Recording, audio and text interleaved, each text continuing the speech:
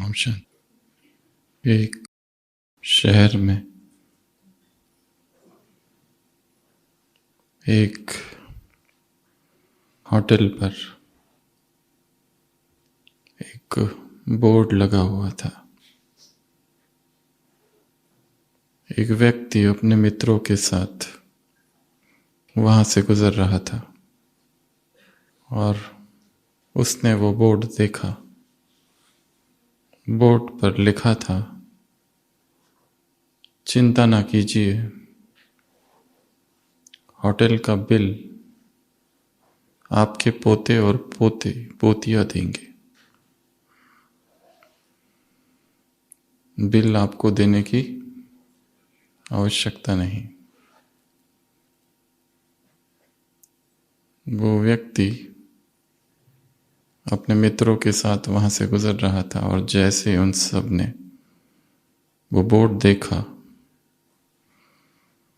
उनकी भूख तीव्र हो गई।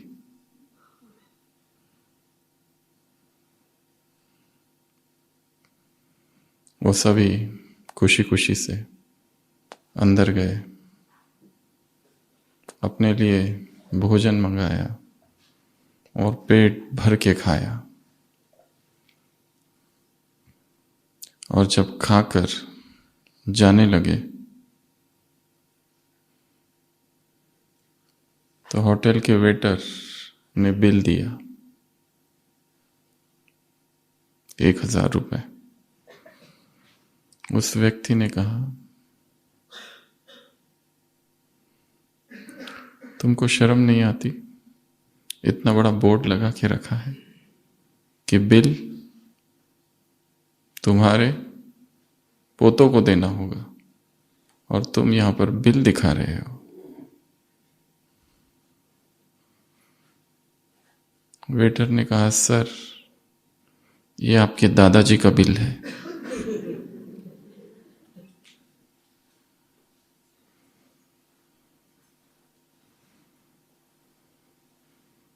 कर्म के होटल में उधारी नहीं चलती।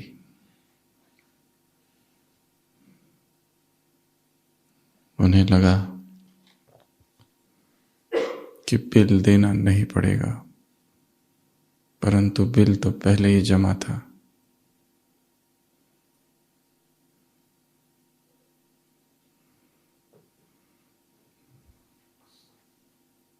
और हर एक को अपना बिल खुद ही देना पड़ेगा। और अभी बाद में करेंगे, हो जाएगा, कर लेंगे, दे देंगे।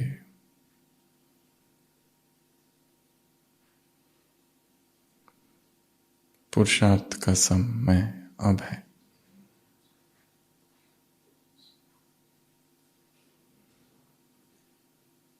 अब का पुरुषार्थ ही भविष्य का सुख है और अब की लापरवाही ही भविष्य की परेशानी है।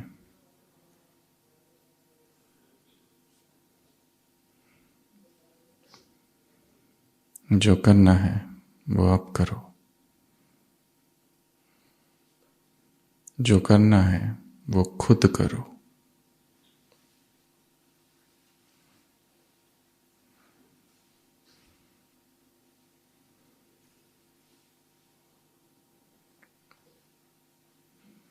बाद में करेंगे, हो जाएगा।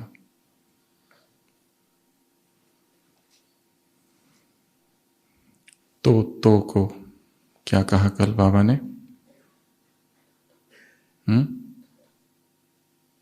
कल सुबह की अव्यक्तवाणी। तो अर्थात क्या? अलबेलापन। और आलस अर्थात कर लेंगे, हो जाएगा, पहुंच जाएंगे।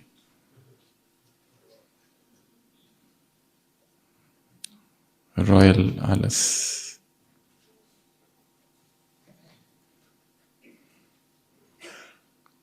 अध्यात्म की भाषा वर्तमान है, अतीत नहीं। भविष्य नहीं। धर्म की बोली आज की है, अब की है। कल क्या कहा मुरली में बाबा ने कि कब और कहाँ क्या हो जाए कुछ भी नहीं बता सकते।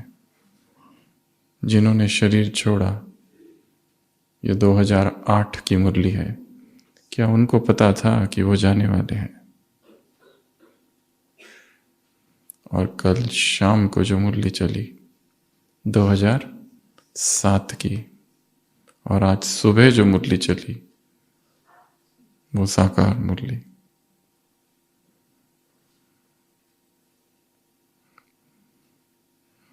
याद याद याद 59 टाइम्स याद शब्द सुबह भाई कह रहे थे ना।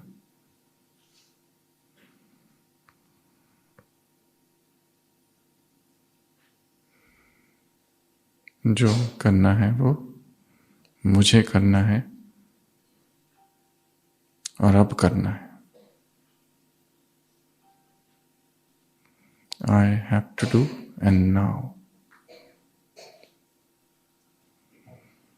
मैंने सोचा और किया, तो सभी अपनी डायरी निकालेंगे और उसमें ये वाक्य लिखेंगे, मैंने सोचा और किया। सभी अपनी डायरी निकालेंगे और उसमें ये लाइन लिखेंगे, मैंने सोचा और किया। जिनके पास डायरी नहीं है वो मोबाइल में टाइप करो, मैंने सोचा और किया।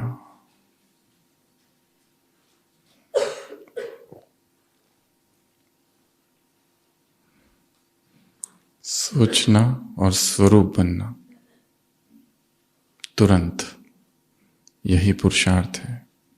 सोचना और करना, इसके अंतर को मिटाना, यही पुरुषार्थ है।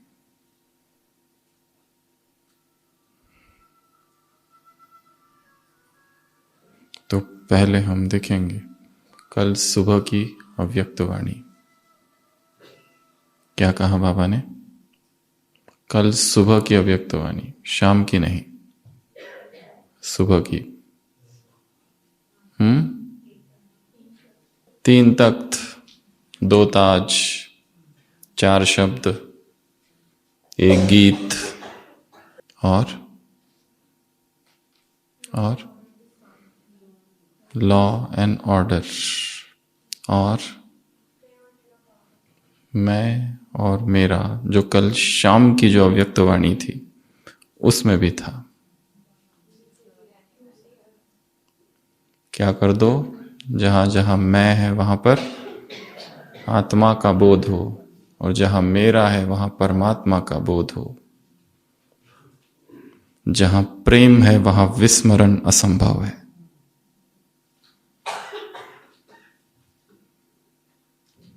बाबा ने कहा इन शब्दों को बदलो, परिवर्तन शक्ति तुम्हारे पास है, तुम विश्व परिवर्तक हो। तो क्या इन शब्दों को नहीं बदल सकते?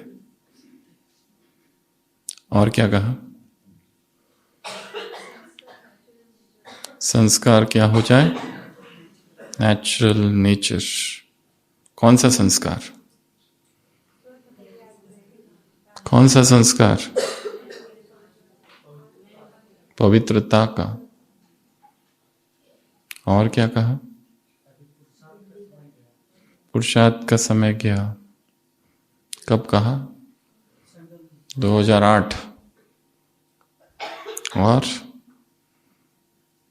क्या कहा? शाम की मुरली आ गई और फिर सुबह वाली आ गई और पूरा दिन भी बीत गया, तो क्या हो गया? सारा उड़ जाता है। और क्या कहा? खजाना जमा करने की चाबी, खजाना जमा करने की चाबी, सफलता की चाबी क्या है? दृढ़ता। और अचानक, एवर रेडी, और बहुत काल। और तीन बिंदु, तीन बिंदु कहाँ था? कल सुबह की अव्यक्तवाणी, शाम की मत मिक्स कर देना। और दूसरों को देखने की वृत्ति को बदलना है। अगर देखना ही है तो क्या देखो? उनकी विशेषताओं को देखो। बाकी देखना है तो सी फादर, सी डबल फादर, एक ब्रह्मा और दूसरा शिव बाबा। तो जीवन में जब भी परिस्थिति आए, होमवर्क नंबर 1 इस मुरली से, आंखें बंद करके मन की आंखों से बाप को देखना। सी फादर, कैसे देखना? उसके स्वरूप को देखना। अचानक परिस्थिति, अचानक समस्या, अचानक विघ्न आ जाए, 1 मिनट के लिए आंखें बंद करके क्या करना? सी फादर। कितना अच्छा अभ्यास है। मुरली में किसी और संदर्भ से कहा गया है कि पुरुषार्थी आत्माओं को नहीं देखो, क्योंकि वो जो अवगुण निकालने की कोशिश कर रहे हैं, नहीं तो हम उसे धारण कर लेंगे या उनके प्रति घृणा उत्पन्न होगी कि इनमें भी ये है। और क्या कहा मुरली में? स्वप्न में भी अपवित्रता स्पर्श न करे। ये सुबह कहा था या शाम को कहा था? ये शाम को कहा था। हम डिस्कस कर रहे सुबह की अव्यक्तवाणी।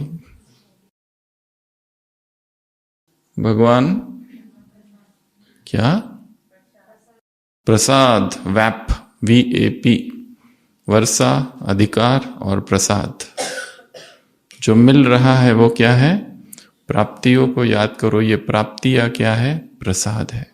ये प्राप्तियां अधिकार है। ये प्राप्तियां वर्षा है। वहां का वर्षा जो होगा वो हो गया, भूल जाओ।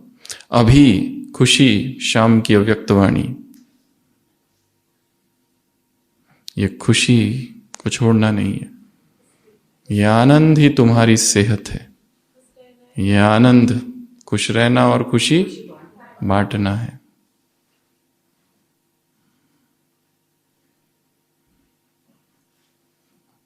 जो स्वप्न में भी नहीं था वो तुम्हें मिला है। क्या कहा सुबह? जो स्वप्न में भी नहीं था वो तुमको मिला है। सुबह की अव्यक्तवाणी। और क्या कहा? भाव, भावना, मैं, मेरा, और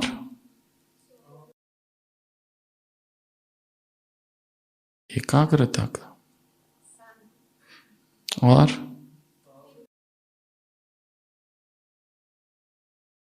संकल्प किया और हुआ। कौन हो? सर्वशक्तिवान या मास्टर सर्वशक्तिवान हो या मास्टर शक्तिवान हो? दोनों में से क्या हो? तो क्या अपने संस्कार बदल नहीं सकते? अपनी नेचर को नहीं बदल सकते? प्रश्न पूछा है। और विघ्न विनाशक। तो मुरली में 3 समान आए हैं मुख्य। मैं मास्टर सर्वशक्तिवान हूं, विघ्न विनाशक हूं। ये विघ्न आए तो सब क्या है? खेल, ड्रामा है, खेल है, गेम है, शो है। Play, game, show, drama, movie, film, और एक जोड़ दो, स्वप्न। ये सब क्या चल रहा है? ड्रामा, नाटक, मूवी, प्ले, गेम, कोई खेल, मैदान में खेल चल रहा है या शो चल रहा है, उसके पीछे जो विशेषण जोड़ना है जोड़ दो। Comedy show, cartoon show, tragic show, जो भी जोड़ना है, मूवी, फिल्म, प्ले, ड्रामा, नाटक, गेम, कठपुतली का गेम, या तो सर्कस, या फिर एक स्वप्न है। ये सारे शब्द। तो विघ्न विनाशक, मास्टर सर्वशक्तिवान, और तीसरा विश्व परिवर्तक। और क्या कहा मुरली में? दृढ़ता सफलता का चाबी। और क्या? एक राज्य। हमारे भीतर एक ही राज्य हो। कौन सा? कौन सा? 1 2 3। 1 2 3। कौन सा राज्य हो भीतर? स्व का राज्य, परमात्मा का राज्य और श्रीमत का राज्य हो। और क्या कहा? मैं और मेरा हो गया। और 3 बिंदी। कहाँ था ये? वो शाम में था। परिवर्तन शक्ति को यूज करना है। और मनसा वाचा कर्मणा क्या?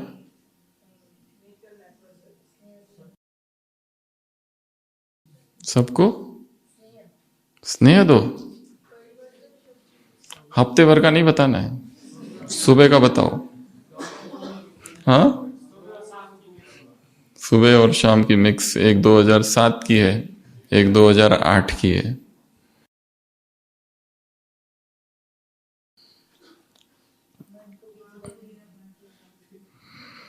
एक है साकार मुरली, एक है अव्यक्त मुरली, और तीसरी कौन सी है? और चौथी कौन सी है? नहीं, माया की नहीं। एक बौद्ध भिक्षु था कभी जापान में, बूढ़ा हो चला था। उसने सोचा कि बुद्ध के सारे सूत्र को जापानी भाषा में अनुवादित किया जाए। उसके पास जितनी जमा पूंजी थी उसने सारी जमा पूंजी इकट्ठा की, विद्वानों को बुलाया ताकि बुद्ध का सारा साहित्य जापानीज भाषा में अनुवादित हो जाए। पर उसी समय वहां पर बाढ़ आ गई, और बाढ़ भीषण थी, और उसने अपना सारा पैसा उस बाढ़ग्रस्त लोगों के लिए दान कर दिया। दूसरे भिक्षुओं ने उसे समझाया कि ये क्या कर रहे हो, बाढ़ तो आती रहेगी, लोग मरते रहेंगे, परंतु ये महान कार्य आज तक हुआ नहीं है। बुद्ध का साहित्य आज तक पाली भाषा में बंद है, वो जापान के लोगों को कैसे मिलेगा? परंतु उसने कुछ नहीं कहा और पैसे दे दिए, और फिर पैसे जोड़ना चालू कर दिया उसमें, और उसके जीवन के 10-12 साल चले गए। और फिर से पैसे इकट्ठे हुए, और फिर उसने सोचा कि अब वो सारे ग्रंथों का अनुवाद किया जाए। परंतु उस समय फिर से अकाल पड़ गया, और उसने अपने सारे पैसे उन अकाल पीड़ित लोगों में बांट दिए। उसके मित्रों ने फिर उसे समझाया, अकाल तो पड़ते रहेगा, लोग मरते रहेंगे, परंतु ये महान कार्य रुकना नहीं चाहिए। किसी ग्रंथ का अनुवाद करना और उस ग्रंथ को उन लोगों तक पहुंचाना जो वो ओरिजिनल भाषा को नहीं जानते, ये अपने आप में बहुत बड़ी सेवा है। परंतु उसने एक न सुनी, और फिर अब तो और 10-12 साल बीत गए, बहुत बूढ़ा हो चला है, और अंततः फिर वो ग्रंथ प्रकाशित हुआ। उसने उस पर लिखा द 3rd एडिशन, तीसरा संस्करण। उसके मित्रों ने कहा, तीसरा संस्करण? ये पहला और दूसरा संस्करण कब पब्लिश हुआ? ये तो पहला ही है। उसने कहा नहीं, वो जो तो पहले थे वो निराकारी संस्करण थे। केवल जिनके हृदय में करुणा थी उन्हीं ने वो पढ़ा और उन्हीं ने वो सुना। तब भी बुद्ध ही बोल रहे थे, और जो दूसरा संस्करण था वो तब भी उन्हीं ने सुना जिनके हृदय में करुणा थी, और बुद्ध की ही वाणी तब भी गूंजी थी।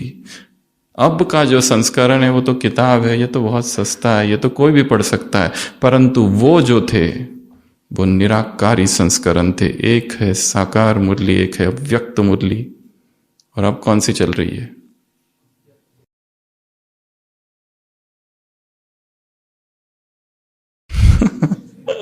सूक्ष्म वतन में अमृत वेले जाओ और बैठो और आकारी मुरली सुनो, और परम धाम में निराकारी मुरली सुनो। वो मुरली का आकारी और निराकारी संस्करण है, the angelic and the incorporeal edition. परंतु ये सब नहीं सुन सकते, ना पढ़ सकते। पढ़ेंगे वो, सुनेंगे वो जो सुबह सुबह इस देह से अलग होकर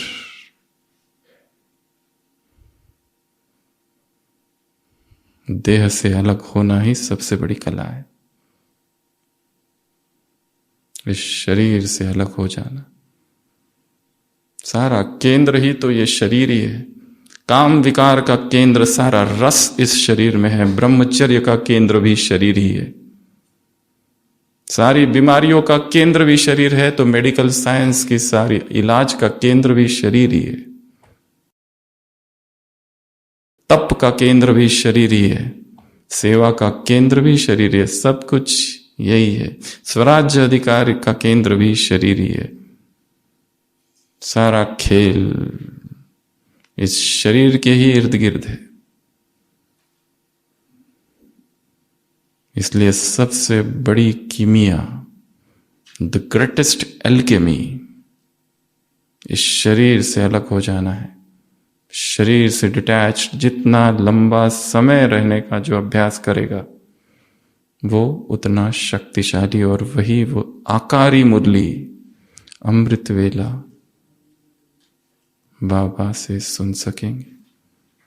निराकारी मुरली वो दिखाई नहीं देती है, उसकी कोई किताब नहीं है, उसके कोई शब्द नहीं है, वहां प्रकंपन है। और ज्ञान तो प्रकंपन ही है। ज्ञान शब्द नहीं, ज्ञान भाषा नहीं। ज्ञान तो ऊर्जा है, और ऊर्जा की भाषा वाइब्रेशंस है। और कनेक्टिविटी,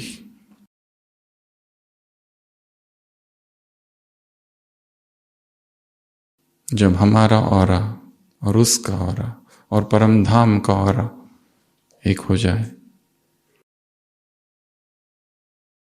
चेतना उस परम रस को पीने लगे, तो देह का रस तुच्छ लगने लगेगा। सारा संसार इस शरीर के रस में निमग्न है, या तो भोजन या काम विकार। काम को ही महाशत्रु क्यों कहा गया है? क्योंकि क्रोध में और लोभ में और मोह में और अहंकार में शरीर का रस नहीं है, जो कि सबसे गहरा, सबसे डीपेस्ट,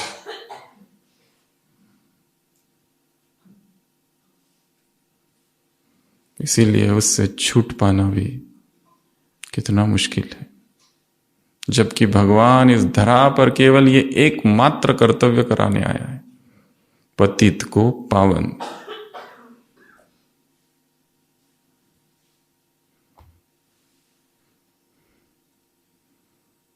और क्या कहा? अपकारी पर उपकार, वरदान छोड़ दो। और अनेकता में एकता, और अनुभवी मूर्त। और किसका अनुभव करना? सतयुग के, नई दुनिया के संस्कार और विशेषता, इनका क्या करो? अनुभव और इमर्ज। क्योंकि नई दुनिया का आधार क्या है? अब के संस्कार, प्रदीर्घ संस्कार, लॉन्ग लास्टिंग संस्कार ही उस संसार की रचना करेगा। तो मुरली में ढेर सारी बातें थी, शुरुआत से चालू करेंगे। कौन किसको देख रहा है आज? कौन किसको देख रहा है? बाबा किसको देख रहे हैं? परमात्मा दुलारे बच्चों को देख रहे हैं। ये कौन से बच्चे हैं? परमात्मा, जिनको परमात्मा दुलार प्राप्त हुआ है। कोटों में कोई है। संसार की तरफ एक नजर दौड़ाओ, संसार में मार्केट से या कहीं से जाओ और मन में सोचो, क्या इनको पता है कि धरती पर भगवान आया है? एक, क्या इनको पता है कि धरती पर भगवान तो आया है, एशिया खंड में आया है, और उसमें भी भारत में आया है, और उसमें भी माउंट आबू में जो घूम रहे हैं, क्या उनको पता है कि उन्हीं के गांव में वो आया है? हम कहां कहां से यहां आ गए। कोटों में कोई तुम हो, उसको जानना कितनी बड़ी बात है। उसको पहचान लेना। संसार के लोग किस में डूबे हुए हैं? देह में, वासनाओं में, विकारों में। संसार में क्या है? भ्रष्टाचार, अनाचार, व्याभिचार, पापाचार, अन्याय, क्या है? सब तरफ एक दौड़, लाइमलाइट, मीडिया, वो उसमें है। और हम क्या कर रहे हैं? उस निराकार को जानना, पहचानना। तो क्या कहा बाबा ने? तुम सब कौन हो? परमात्मा दुलारे कोटों में कोई बच्चे हो। और बाबा ने क्या देखा? 3 तख्त। पहला मृकुटी, अर्थात मैं अपने देह का राजा हूं। कल शाम को भी कहा, ये मन क्या करता है? भटकाता है, धोखा देता है, बहुत गुलाम बना देता है।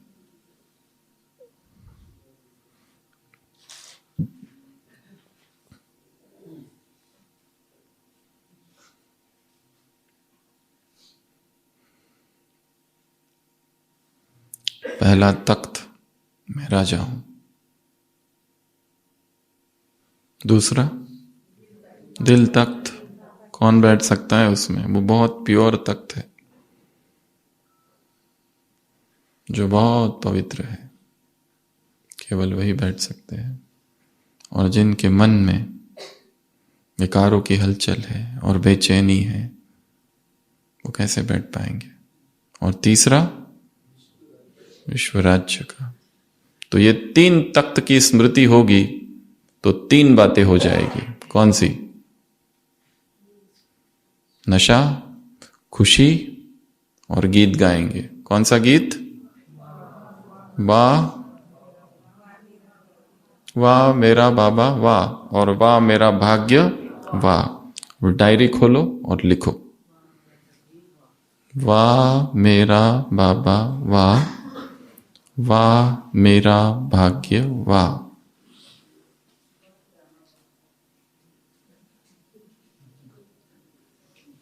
तो क्या गीत गाओगे? ये गीत गाओगे। जो हम लिखते हैं और जो हम बोलते हैं और जो हम सोचते हैं, वो हम बन जाते हैं। एक छोटे से बच्चे को कहो जो चढ़ रहा है, उसको कहो उतरो उतरो, तुम नहीं चढ़ पाओगे, तुम नहीं चढ़ पाओगे, तुम नहीं चढ़ पाओगे। उसे बार बार कहो, वो नहीं चढ़ पाएगा। और उसे कहो कि तुम चढ़ सकते हो, तो चढ़ जाएगा। जो कभी चढ़ा नहीं पहाड़ी पर उसको कहो कि तुम चढ़ सकते हो तो चढ़ जाएगा। मन भी वैसा ही है, छोटा सा बच्चा। उसको जो कहो वो स्वीकार कर लेता है। अंतर मन, वो तर्क नहीं करता, वो आर्ग्यूमेंट नहीं करता, वो डिबेट नहीं करता, वो स्वीकार कर लेता है। उसे कहो तुम उदास हो, तुम उदास हो, तुम नाजुक हो, तुम नाजुक हो, तुम्हें रोना चाहिए, परिस्थिति रुलाने वाली है, तुम रोते क्यों नहीं?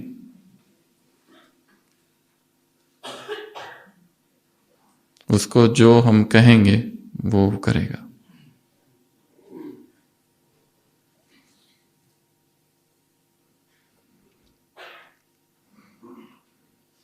तो ये स्मृति अगर रहे तो क्या होगा? नशा, खुशी, और तीसरा गीत गाते रहोगे। कौन सा गीत? वाह मेरा बाबा वाह, वाह मेरा भाग्य वाह।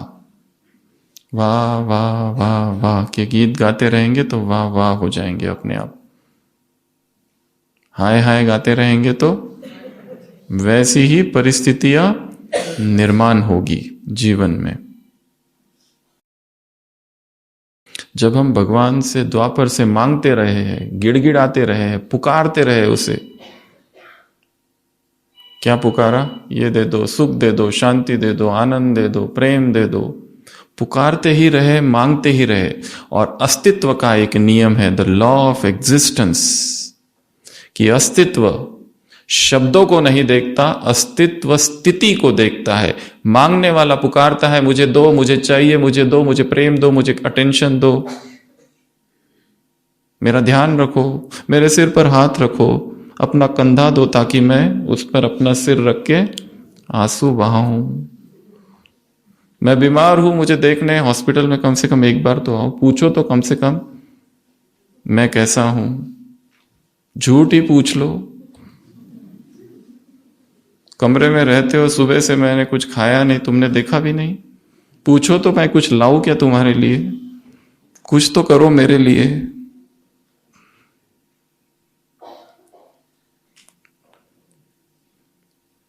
झूठा ही पूछ लो, कैसी है तबीयत? कल से आज थोड़ा ठीक लग रहा है। ऐसा भी इतना भी बोल दूं तो मुझे शांति मिलेगी। हमें पूछने की और मांगने की और पुकारने की और भिक्षा की आदत है। द्वापर से गिड़गिड़ाते ही आए हैं, दो दो दो, परंतु अस्तित्व का एक नियम है कि वो शब्दों को नहीं, स्थिति को देखता है। अस्तित्व डिटेक्ट करता है देयर इज अ अभाव, डिफिशियंसी, और वो डिफिशियंसी ही देता है। अभाव अट्रैक्ट्स अभाव। जितना मांगोगे उतना कम मिलेगा, उतनी वो चीज बिल्कुल नहीं मिलेगी। इसलिए बाबा ने हमें एक नई भाषा सिखाई है, संपन्नता की भाषा, समान की भाषा। मैं पवित्र बनना चाहता हूं नहीं, मुझे पवित्र बनना है नहीं, मैं परम पवित्र आत्मा हूं, आई एम की भाषा सिखाई है, समान की भाषा सिखाई है, हायर कॉन्शियसनेस की भाषा सिखाई है। बेगरी की भाषा नहीं सिखाई है, दरिद्रता की भाषा नहीं सिखाई है, मांगने की भाषा, भिक्षा की भाषा नहीं सिखाई है। थ्रो द बेगिंग बॉल, अपने भिक्षा पात्र को फेंक दो और जानो कि तुम सदैव सम्राट ही थे।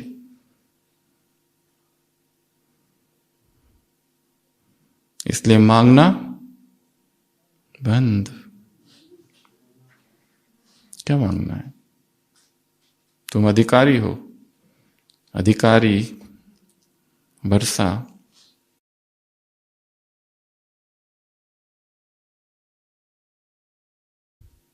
परमात्मा अधिकार तुम्हारी नियति है।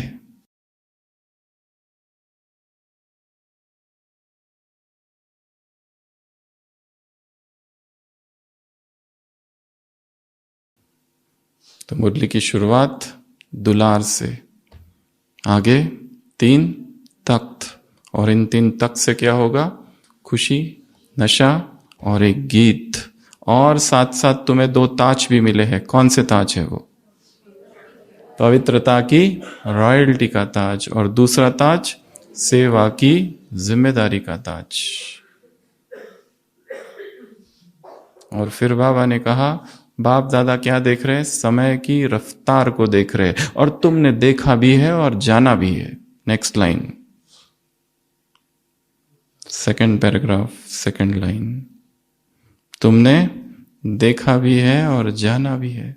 तुम भी जानते हो समय, रफ्तार, स्पीड। तो अपने पुरुषार्थ की स्पीड को देखो।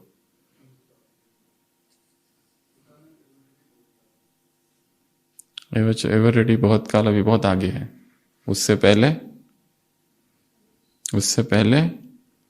उस राज्य के संस्कार। तो क्या करना है, वहां की विशेषता यहां इमर्ज करनी है, अनुभव करनी है। वहां के संस्कार यहां इमर्ज करने हैं और अनुभव करने हैं। इमर्ज, खेल किसका है? मर्ज इमर्ज, मर्ज इमर्ज।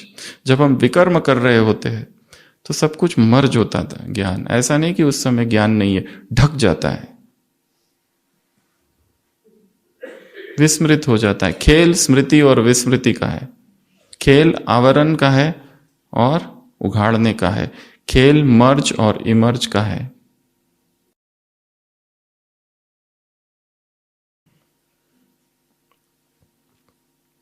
जो भी हमने विस्मृति में किया वो सब पाप, और जो भी स्मृति में किया वो सब पुण्य। ये सबसे सिंपलेस्ट परिभाषा है पाप की और पुण्य की। तो बाबा ने क्या देखा फिर? तो बाबा ने वहां क्या क्या होगा? एक राज्य, एक धर्म, और तीसरा लॉ एंड ऑर्डर। ये तीन बातें हैं। एक राज्य वहां होगा तो यहां भी कितना हो? हमारे भीतर श्रीमत का राज्य हो, परमात्मा का राज्य हो, और तीसरा स्व का राज्य हो, माया का राज्य ना हो, द्वंद्व ना हो। ये द्वंद्व जो होते रहता है ना भीतर, एक हायर फोर्स और एक लोअर फोर्स निरंतर हमें खींचता रहता है। उसको आइडेंटिफाई करना है कि ये चल रहा है, एक्सेप्ट, फिर ही निरंतर ऊपर रह सकेंगे। दूसरा एक धर्म, धर्म अर्थात धारणा, और धारणा कौन सी? प्यूरिटी की, और उसमें भी मनसा वाचा कर्मणा और संबंध संपर्क। और बच्चे क्या कहते हैं? कभी कभी वाचा में और मनसा में क्या हो जाता है? भूल जाते हैं। फिर बाबा ने उदाहरण कौन सा दिया? क्रोध और आवेश का।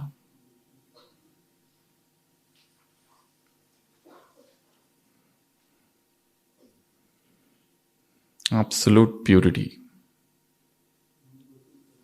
मन से, वचन से, कर्म से और संबंध संपर्क की प्यूरिटी।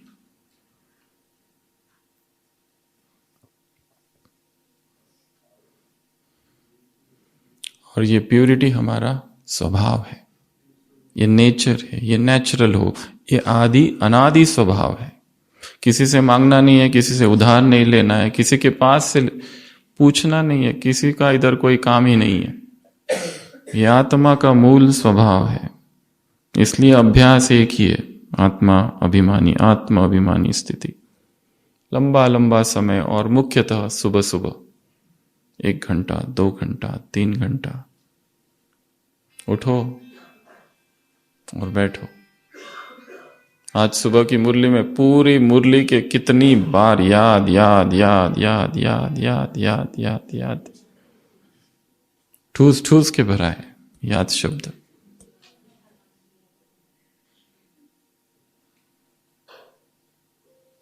कहीं पर भी बैठ के करो, विलायत में करो, जहां मर्जी है वहां करो, बरसात है घर पे बैठ के करो।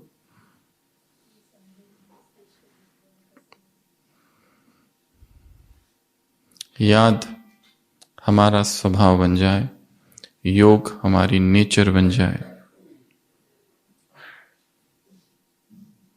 क्योंकि बिना इस प्यार के आत्मा को खालीपन रहता है। और संसार में जितना भी भोजन है, कितना भी खा लो, खाने का एक कारण है अंदर की भूख, खालीपन। व्यक्ति क्यों खाता है? उसका एक कारण यह भी है, खालीपन है। क्यों काम विकार की तरफ आकर्षित होता है? इसलिए नहीं कि वो बहुत अच्छा है, इसलिए नहीं कि उसमें बहुत सुख है, क्योंकि भीतर एम्प्टीनेस है, उसको भरना है। और वो देह का सुख आत्मा की प्यास को कभी पूरा नहीं कर सकता। आत्मा को तो उसी के लेवल का सुख चाहिए। निराकार की तृप्ति निराकार से ही होगी। निराकार की प्यास निराकार से ही मिटेगी। अनंत की भूख तो अनंत से ही मिटेगी।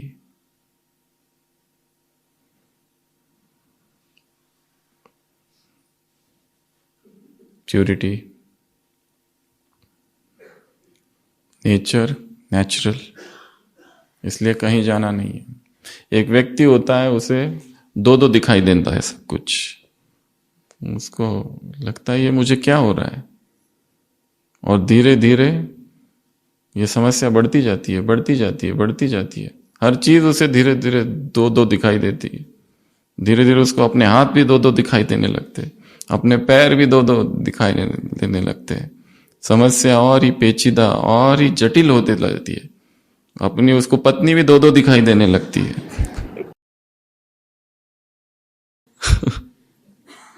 सब दो दो दिखाई देने लगते हैं और उसका जीवन मुश्किल में पड़ जाता है। वो एक बार बताता भी है अपनी पत्नी से कि मुझे तुम भी दो दो दिखाई देती हो। वो कहती है वो रखो, एक को मैं जा रही हूं। तब उसको लगता है अब मुझे डॉक्टर के पास जाना चाहिए, और वो मनोचिकित्सक के पास जाता है और डॉक्टर से कहता है कि मेरी पत्नी ने मुझे धमकी दी है कि वो मुझे छोड़कर चली जाएगी, और मुझे सब दो दो दिखाई देते हैं। कुछ करो, इलाज।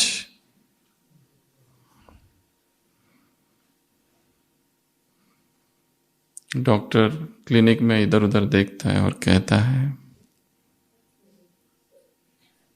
क्या कहता होगा? क्या तुम चारों को ही सब कुछ दो दो दिखाई देता है? उसको चार चार दिखाई देते हैं। किसके पास जाए अपनी समस्या लेकर? हमारा इतना दुख है और जिसके पास हम जाते हैं कि कुछ इलाज बताओ, वो हमसे भी बड़ा दुख लिए बैठा है। हम तो रोगी है, जिसके पास, जिस चिकित्सक के पास जा रहे वो महारोगी है। हम तो मूर्ख है, पर हो सकता है जिससे सलाह लेने हम जा रहे हो महामूर्ख है। किधर से जाए, किसके पास जाए? कहीं जाना ही नहीं है। याद प्यार में बाबा ने कहा है, नष्टो मोहा किससे? देह और देहभान, देहधारियों से। आज भी है ना वरदान में, कौन हमें कुछ नहीं दे सकता, सब खाली है। बैठो और योग के चार्ट को बढ़ाओ। सभी समस्या का रामबाण इलाज।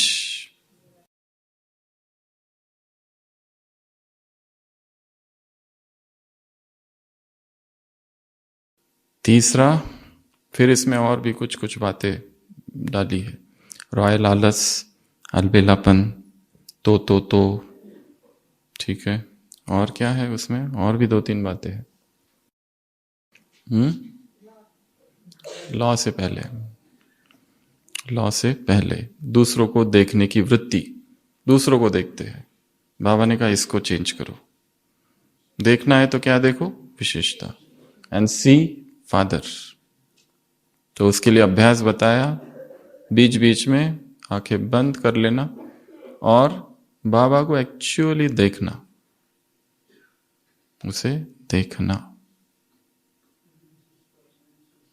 और फिर इसमें और एक पॉइंट है, चेक एंड चेंज। क्या करो? Check and change. चेक करो और बाबा से शक्तियां लो और बाद में चेंज करो। चेक तो करते हैं परंतु चेंज नहीं कर पाते। दुर्योधन सिंड्रोम पता है क्या? दुर्योधन सिंड्रोम।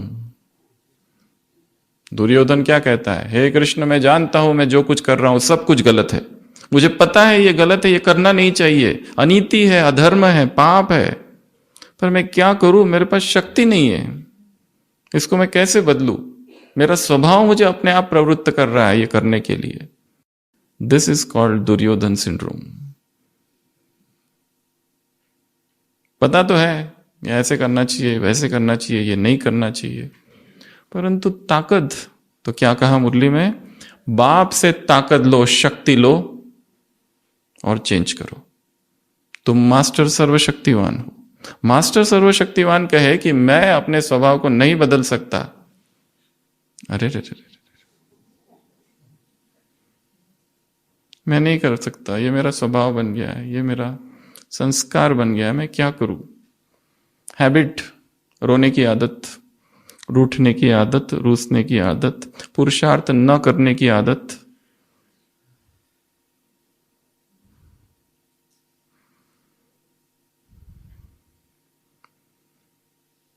जीवन की इस यात्रा में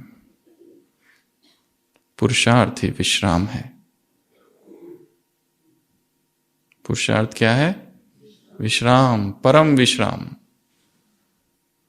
बाकी सोने में कोई भी आराम नहीं है, सो के तो और भी उठने की इच्छा नहीं होती है।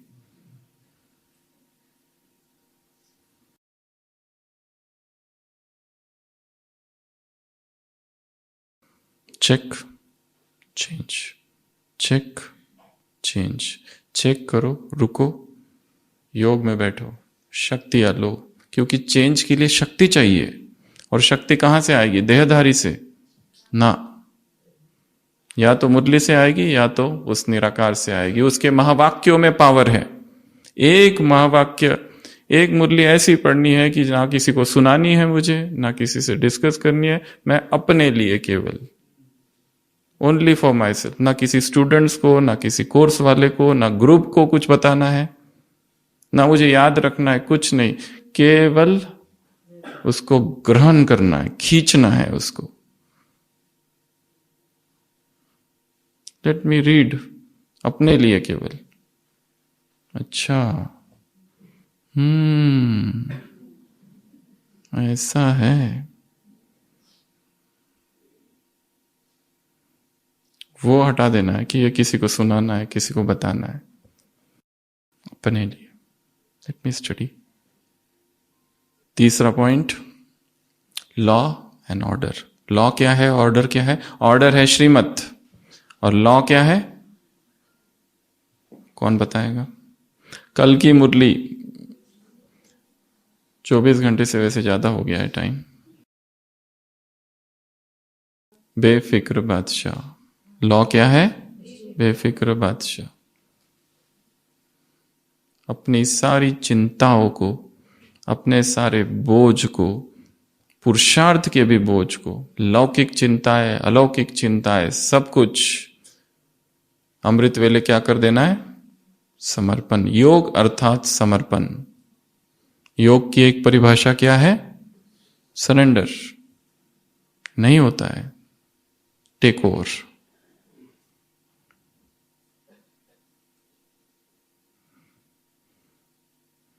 प्रभु प्रेम में सब कुछ अर्पण कर देना ही प्रेम की पराकाष्ठा है। सभी कुछ उसको दे देना कि ये मेरी क्षमता से बाहर है, से नहीं हो रहा है। ये संस्कार इतना गहरा हो गया, इतना प्रगाढ़, नहीं निकल रहा है।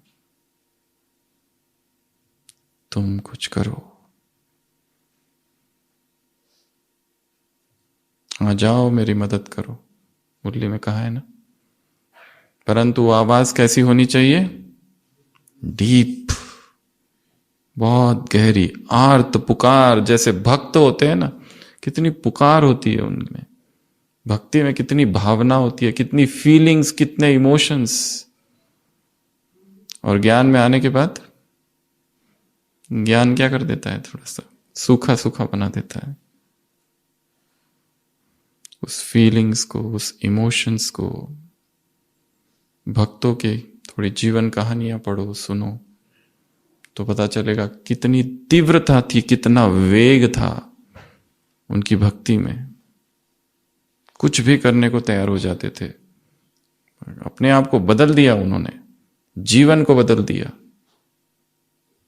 एक चोट क्या लग गई और बदल दिया। ऐसी रिसेप्टिविटी फिर से लानी है। तो लॉ एंड ऑर्डर, उसके बाद में अचानक, एवर रेडी और बहुत काल, लॉन्ग टाइम। बाबा ने कहा कभी भी कुछ भी हो सकता है। उसके बाद में फर्स्ट टाइम और फर्स्ट प्लेस, फर्स्ट बर्थ तो फर्स्ट स्टेज इधर चाहिए। उसके बाद में दृढ़ता सफलता की चाबी है, इसको खोना नहीं, और माया इसी को ले जाती है। दृढ़ता कैसे? एक प्रश्न है, तीव्र पुरुषार्थी बनना, उसके लिए क्या चाहिए? बहुत मेहनत चाहिए। परंतु तीव्र पुरुषार्थी बने रहना, उसके लिए क्या चाहिए? एक है श्रेष्ठ स्थिति बनाना, उसके लिए बहुत पुरुषार्थ करना पड़ता है, परंतु वो श्रेष्ठ स्थिति बनी रहे, कंसिस्टेंसी, उसके लिए चाहिए दुआएं, कि हम निरंतर ही पुरुषार्थ में लगे रहे। 4 दिन किया, 1 महीना किया, 1 साल किया, फिर छोड़ देते हैं, बोर, उब जाते हैं। निरंतर वो तभी होगा जब असंख्य आत्माओं की दुआएं हमारे साथ चल रही है। इसीलिए एक ऐसा, हम एक बहन से मिले थे, वो बहन कह रही थी कि मैं जब फ्लोरेंस नाइटिंगेल को देखती थी, फ्लोरेंस नाइटिंगेल पता है, नर्सिंग की जो फाउंडर है, एक लेडी थी, एक महिला, विदेश में, बचपन से उसको था कि मुझे पवित्रता चाहिए और मुझे सेवा करनी है, 2 ही चीजें उसको पसंद थी। जब युद्ध हुआ, युद्ध के जो घायल सैनिक थे उनकी वो सेवा करती थी। The lady with the lamp, lamp लेके जाती थी अंधेरे में, जो घायल सैनिक होते थे उनकी रात भर सेवा करती रहती थी। और वहीं से नर्सिंग चालू हुआ, और फ्लोरेंस नाइटिंगेल को मदर ऑफ नर्सिंग कहो, पायनियर ऑफ नर्सिंग कहा जाता है, जिससे पूरे विश्व भर में जो बहनें नर्स बनती है ना हॉस्पिटल में, वो कहां से बनी? She was the founder. तो एक ब्रह्मा कुमारी बहन जी ने अनुभव सुनाया था कि मैं बचपन से जब देखा कि मुझे ऐसा जीवन चाहिए। फ्लोरेंस नाइटिंगेल अनमैरिड रही, ब्रह्मचारिणी, और भगवान से बहुत प्यार करती थी और सेवा से। तो उसने भी कहा कि मैं ऐसा जीवन जीऊं जिसमें प्यूरिटी भी हो, अध्यात्म भी हो और सेवा भी हो, दोनों। तो हमारी दिनचर्या ऐसी हो कि जिसमें असंख्य आत्माओं की दुआएं जुड़ती जाए।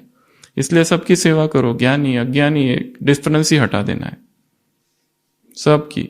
और जरूरी नहीं है पकड़ पकड़ के आत्मा और परमात्मा और आत्मा और परमात्मा ही कूट कूट के उनको सुनाना है। किसी को इंटरेस्ट नहीं है आत्मा परमात्मा, उसके पेट में दर्द है, उसके पैर में दर्द है, उसको कोई मदद चाहिए, उसको मदद करो। आत्माओं के दिलों पर राज करना है, उनकी दुआएं कमानी है, यही अध्यात्म है।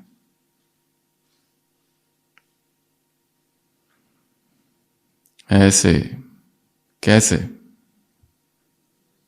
कैसे बालक सो मालक बच्चों को, ऐसे बेफिक्र बादशाहों को, ऐसे ऐसे मास्टर सर्वशक्तिवान आत्माओं को, ऐसे विघ्न विनाशक आत्माओं को, ऐसे ऐसे विश्व परिवर्तक आत्माओं को, ऐसे परमात्मा दुलार में पलने वाली आत्माओं को, ऐसे हाईएस्ट होलीएस्ट और रिचेस्ट इन द कल्प आत्माओं को, ऐसे खुशी बांटने वाली आत्माओं को, ऐसे ऐसे लवली और लकी बच्चों को, ऐसे ऐसे अपकारियों पर भी उपकार करने वाली आत्माओं को, ऐसे ऐसे ऐसे याद याद याद याद याद याद याद याद शब्दों को ही अपना जीवन बना देना। ऐसे और क्या? सहज योगी बच्चों को, ऐसे। आज की साकार मुरली में एक नया शब्द आया है। बाबा ने कहा मौत सहज खड़ा है, हमेशा आता है, दोनों शब्द है। मौत सामने खड़ा है और एक जगह आया मौत सहज खड़ा हुआ है। आज इसकी डेथ, आज कल उसकी डेथ, कुछ भरोसा ही नहीं है। आज ये गया कल वो गया, फटाफट जा रहे। एक इंग्लिश में कविता है, उस कविता में है कि जब भी विदेश में कोई मरता है तो चर्च में घंटी बजती है। कवि ने लिखा जब भी तुम ये घंटी सुनो, सोचो ये मेरे लिए बज रही है, मतलब मैं मरा, ये ना पूछो कौन मरा, तुम मरे। जीवन अनित्य है।